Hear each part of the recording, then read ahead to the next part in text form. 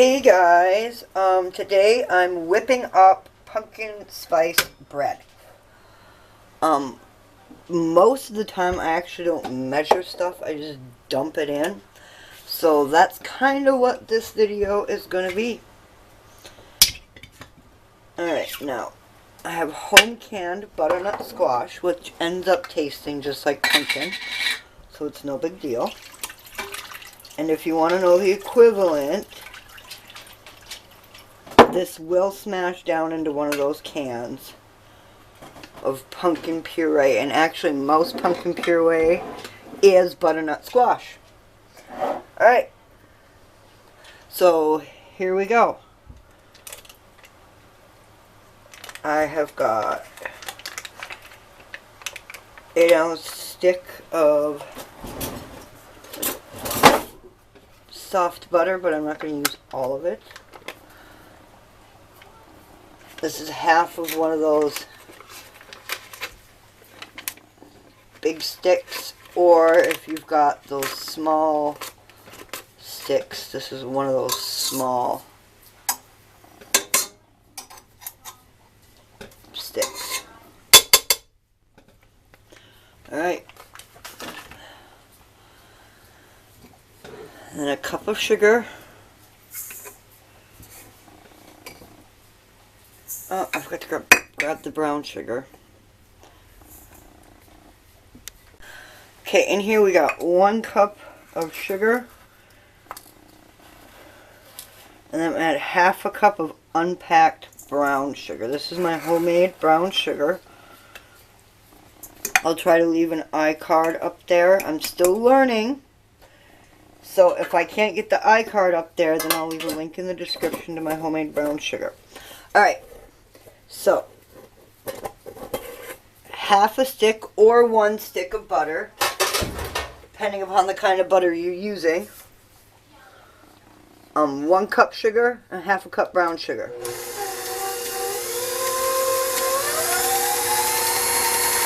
Cream all of that together.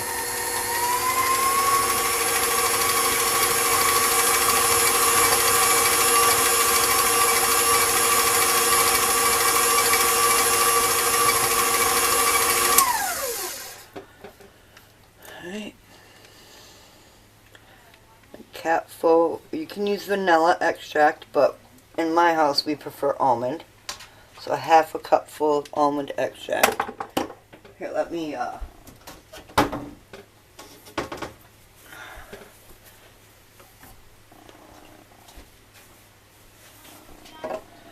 capful of almond extract, then your pumpkin puree or your home canned pumpkin or butternut squash, and then 2 eggs.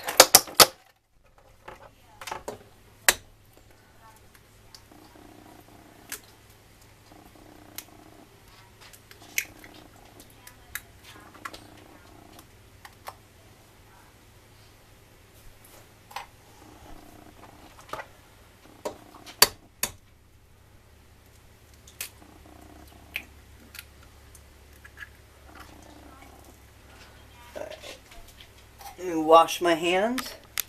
Okay, the 2 eggs, the almond extract, and the pumpkin has been added. I'm going to cream all that with the butter and sugar.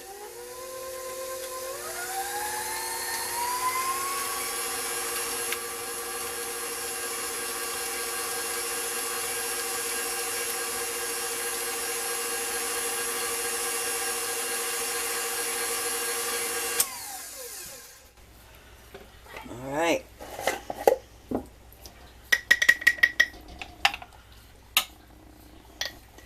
2 teaspoons baking soda.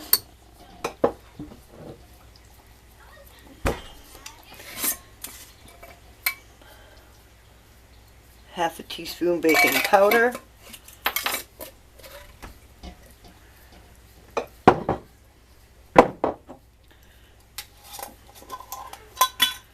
A tablespoon of homemade pumpkin spice. You can use store-bought pumpkin spice, but my pumpkin spice is equal parts cinnamon, allspice and cloves.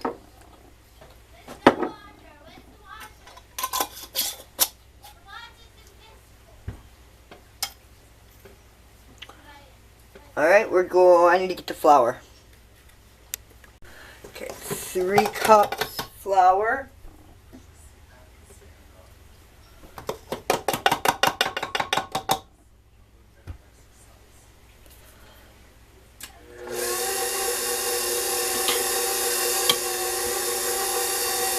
Now you can use milk if you want, but because I have home canned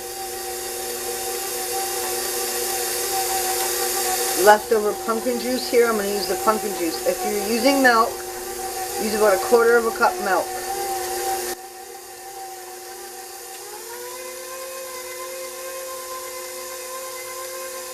Pumpkin spice all ready to go. Alright, let me get stuff moved around and get set up to put this in our bread pans. Alright, the first thing we're going to do is fill up these little cupcakes. I don't remember who it was, but some lady over on Sunday's Facebook page had posted doing this. It's just the top of a regular canning lid. Put the cupcake in there, and this is if you don't have, I don't have a cupcake pan. Fill these all up.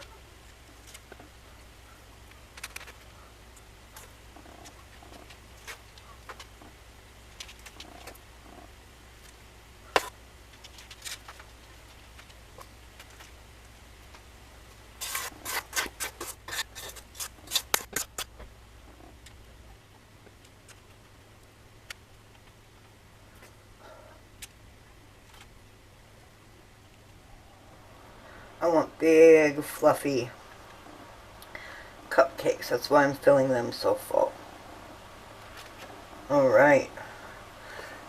And move on to my bread pan.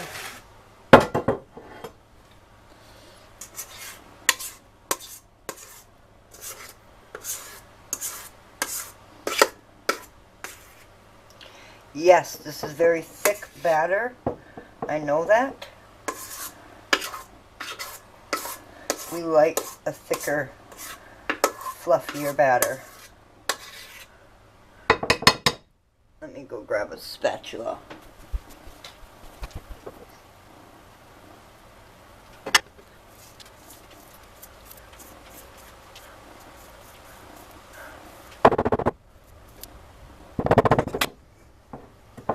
Now this is only going to rise to about half the pan.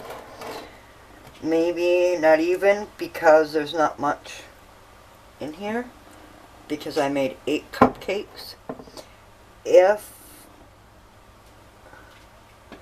I had not made the cupcakes, all of the dough would go in here, and then it'd be mostly full, and then it would puff up to this big bread.